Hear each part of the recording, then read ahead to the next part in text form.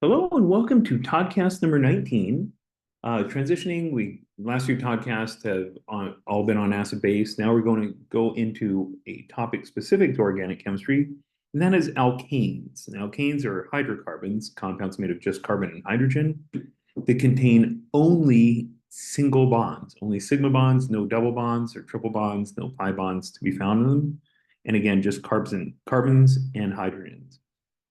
And so we're going to talk from there about the nature of the structure, some IUPAC nomenclature, as well as some common nomenclature like carbon substitution, meaning primary, secondary, tertiary, the number of other carbons attached.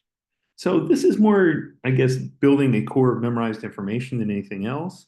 So hopefully things go pretty smoothly. There'll be one thing that maybe will take a little bit of effort on your part to just get everything in place, but most of it will just be processing of information. So alkenes versus alkenes. We have brought it up real briefly in some of the other examples when we talked about hybridization and double bonds and triple bonds. And so triple bonds are alkynes, double bonds are alkenes, single bonds are alkanes. And so alkanes typically have formulas of C with H4, C2 with H6, C3 with H8. Those are your simple cases. And so I'm just going to draw the bond line. So the bond line for that would be like that, like that, and like that. And so we have these various molecules here. But want to point out with these, they're all straight line. There's not only no pi bond, but also no ring. So we refer to that as an aliphatic. So aliphatic means linear and no units of unsaturation. Completely saturated meaning has the highest number of H's you can possibly have. So because of that, I want to see a pattern associated with it. So if we look at an alkane, there's a CH2 or CCH2H2 or CCC H2H2H2 H2. Sorry, it's drawn so poorly.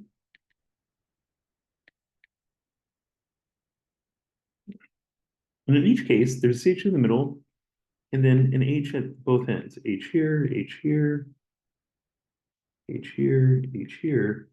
So in each case, we have a CH2 plus two H's, two CH2s plus two H's, three CH2s plus two H's. So every single time we have a CH2 times the number of times we have it. So let's just take, let's say, if we had 6 carbons altogether, then I'd have 6. So C6. And then the H's I'd add would be 1, 2, 3, 4, 5, 6, 7, 8, 9, 10, 11, and 12 for my CH2s. And then I would have two H's dangling at the end. So it ends up, you can simplify this as whatever number this is going to be 2 times that number, and then plus 2 for the n. So we end up with get a system where we have Cn H2n plus 2. So good thing to memorize. So I'm going to clear the drawings, but it basically says an alkane is a whole bunch of CH2s connected with H's dangling off the end. So aliphatic alkanes, linear alkanes, will be CnH2n plus 2. Okay. So non-cyclic alkenes. And so emphasize the fact they're non-cyclic. So the same thing as aliphatic, that was emphasizing they are non-cyclic. And the reason we want to emphasize that is because then we have one double bond in there, so we can very much account for where the double bond is. So if I have 2 carbons, 3 carbons, 4 carbons, which could be like that, 5 carbons, etc. But in each case, I have, let's see, C2H4, C3H6, C4, 1, 2, 3, 4, 5, 6, 7, 8. So there's a pattern here as well. It ends up that for the double bond, And let me clear all of them but one. I'll just do the C3H6. Oh, shoot. I want to draw my H's in a different color.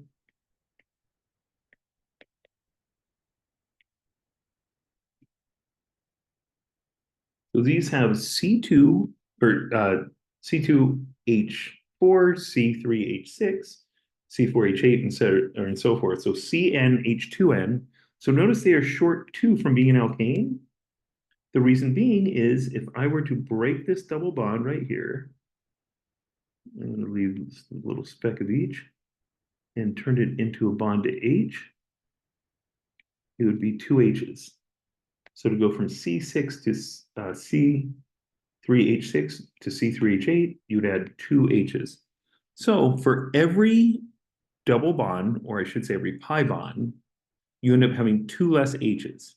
So if you have a pi bond, then 2 less H's. If you have 2 pi bonds like a triple bond, it'd be 4 less H's, and so forth. Okay, so that's going to help us in converting from formula into structure. So if you had a compound that, let's say, was C6H14, no, it's an alkane.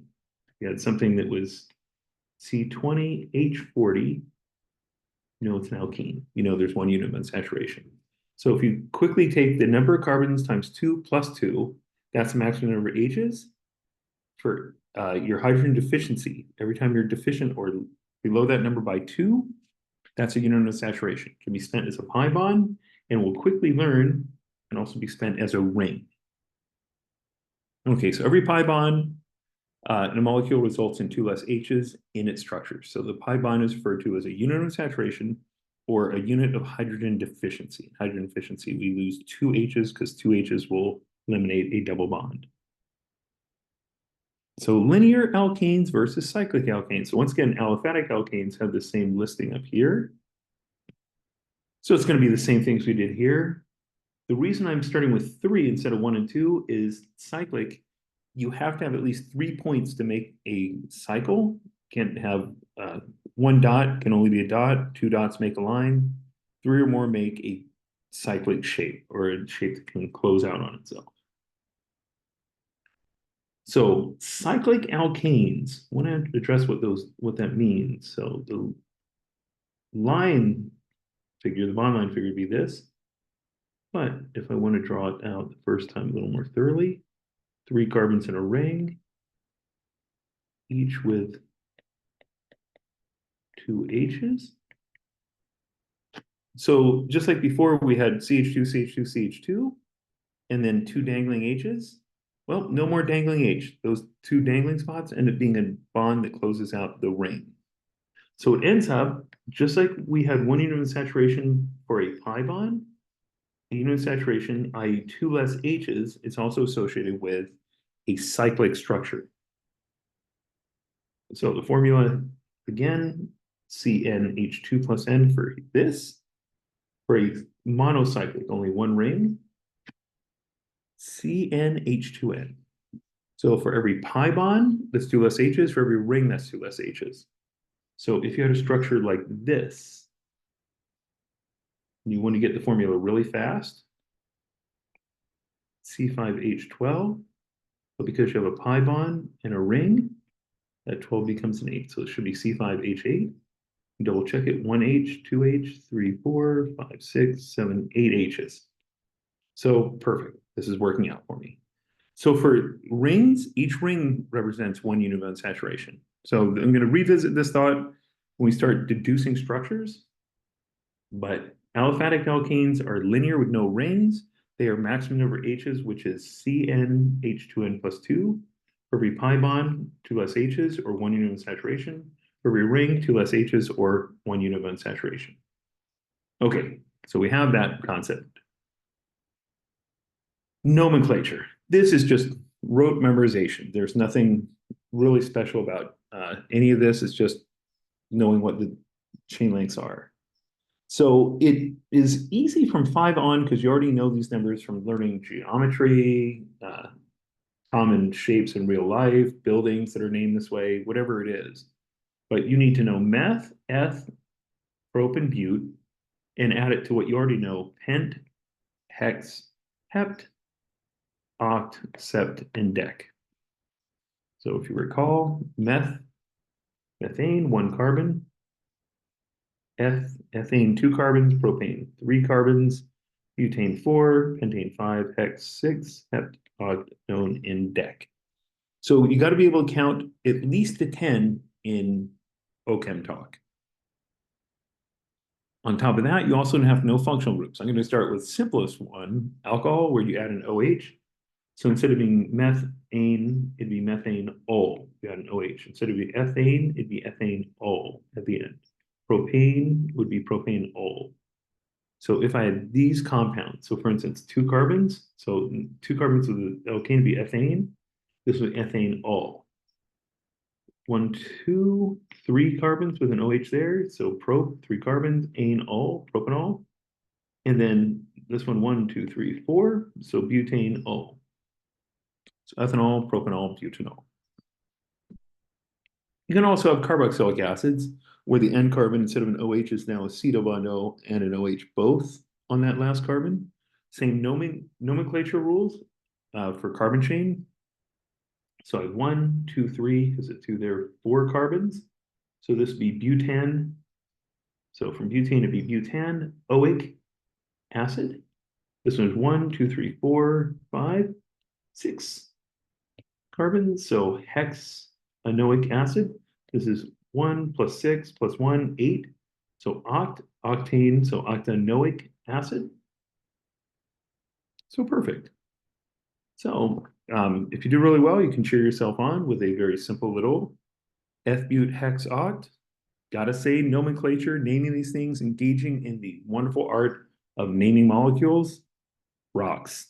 So it's pure memorization. So know this list and be able to expand it to other functional groups as we get there. But it's all part of the growth, all part of the entry into this class. Okay, so time to start drawing these structures. So I was tossing them out kind of loosely, but I want to emphasize C4H10, 2 times 4 would be 8, plus 2 would be 10. So this is a saturated alkane. So I'm going to draw the simplest one, 1 carbon, 2, 3, 4. So this represents CH3, CH2, CH2, and CH3. So I'm just going to do line bond drawings at this point because that's the easiest way to do this. 5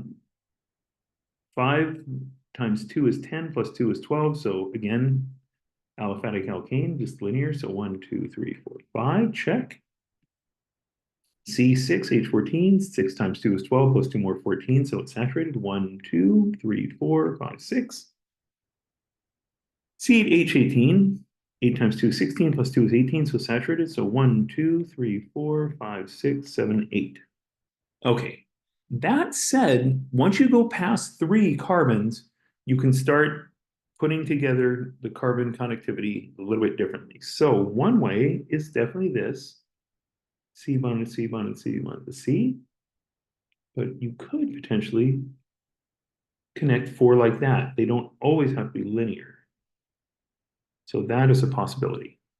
So that'd be 1, 3, 4 carbons. You can't really do anything beyond that. So these are the same formula, but different connectivity. So I want to introduce you to a first of many, many terms. These are isomers, same formula, but different connectivity. And I'm going to call them structural isomers and also sometimes constitutional isomers. They have different constituents on them, different placement of whatever groups. But structural is a generic term, and it fits anything that has a different connectivity. The atoms are connected in a different way. Okay. If I go to this one, 5 in a line, I could do 4 in a line and put this one on number 2. Could do 4 in a line and put this one on 3, except those could be potentially the same depending on how you number. So we ran into this problem in a previous podcast, so I want to revisit the issue. You always want to name the longest chain first. So 1, 2, 3, 4 carbons. 1, 2, 3, 4 carbons. So 1, 2, 3, 4, 1, 2, 3, 4. The extra one on I'm going to call methyl. It's not part of the main chain. Call it methyl. So I would call this one 2-methyl. signifying it's on carbon 2. Butane. I'm going to call this one 3-methyl butane. And if you're looking at these videos for review as opposed to learning it the first time, you should be really upset because you're going to say, that is not the way it works. Because what I've done wrong is the methyl should be on the lowest possible number. So rather than numbering 1, 2, 3, 4, the minute the methyl went here, my numbering has to change. It's not that sequence. Numbering is now 1, 2, 3, 4, which means this is 2-methyl, which means it's the same name, it is the exact same compound. So if you draw things and they're tumbled around or twisted, you don't see it right away, do the IUPAC nomenclature. Name the molecule. Everything must have a unique name. So this is pentane. These are 2-methyl butanes. They're the same compound, so there's only 2 possible structures. For this compound, this is butane. This is propane. Longest chain is 3, 2-methyl propane. So this one can't be true. So I'm going to get rid of all my drawing here and tell you that one's wrong. Mess that one up. So it should be 1, 2, 3, 4, like that. It's on 2, so same IUPAC name. So that one's eliminated. It's the same structure. You only want to draw one of each. I can also draw a chain of 1, 2, 3 and have methyl. So this would be 2, 2 dimethyl, meaning 2-methyl propane. So IUPAC nomenclature has just stumbled into our life. All those names had on the previous slide, got to know how to use them. So butane, propane with the 2-methyl, pentane, butane with the 2-methyl, propane with the 2,2-dimethyl. Okay. So if you were given a question, and you may, depending on who your instructor is, you may very well get a question, draw all the isomers for the formula C6H14. Okay, so C6H14, I would say 2 times 6 is 12, plus 2 is 14, so fully saturated, no rings and no pi bonds, just have to connect the line. So longest chain, 6 in a row, hexane, that's going to be 1. Then I'm going to have to go to the pentane series. So this will be 2-methyl pentane because it's on carbon number 2. This is 1, 2, 3, 4, 5. So this will be 3-methyl pentane. Unique name, so unique compound. If I tried to draw it over here, the numbering would reverse 1, 2, 3, 4, 5. So it would be the same as this. And if I try putting on the end, it's just hexane 1, 2, 3, or 5 plus methyl on the end would be 6 in a row. Okay, so I've exhausted my 4 carbon chains, or 5 carbon chains, excuse me. I did 6, did my 5s, got to move on to 4.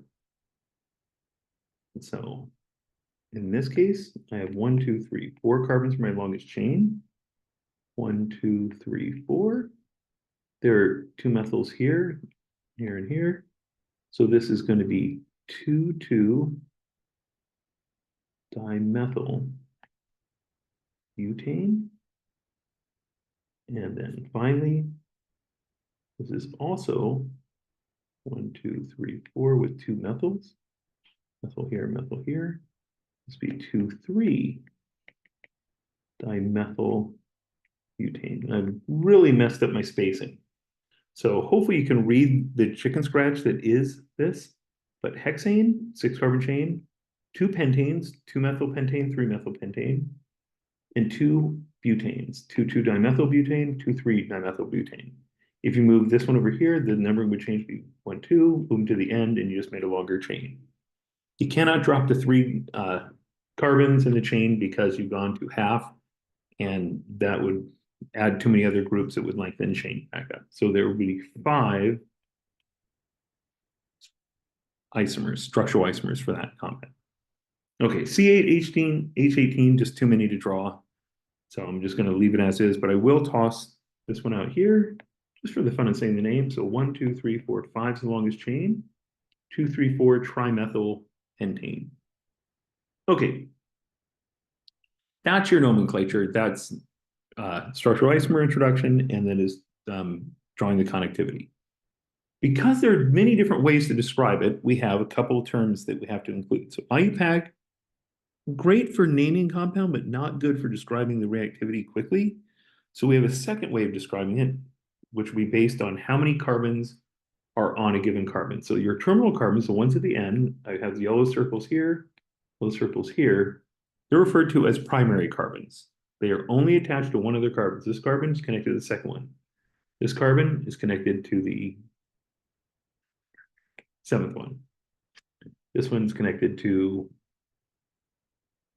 the first one. So this is my second one. So this connected to the second one. These two connected to the third one, connected to the fourth. But all these connected to just one carbon. So they all classify as primary carbons. Secondary carbons, those are your orange ones. They're attached to 1, 2 other carbons. 1, 2, 1, 2, 1, 2, and 1, 2. 1, 2. Tertiary carbons attached to 3 other. So this one here has this methyl, and the rest of the chain. So 3 other carbons. And finally, quaternary attached to 4. So if we said you have a primary alcohol versus a secondary alcohol, that'd be a matter of saying primary alcohol would be off here, whereas a secondary alcohol would be off there. So that's a terminology. We've used it already. Now officially giving it as terminology. So the number of other carbons attached describes primary, secondary, tertiary, quaternary. Okay. That's covering the nomenclature so far. Not the most exciting podcast, but those are the rules, and hopefully you have them down pat. You'll be in good shape. So I will, as always, wrap it up and say, see you at the next podcast. Bye.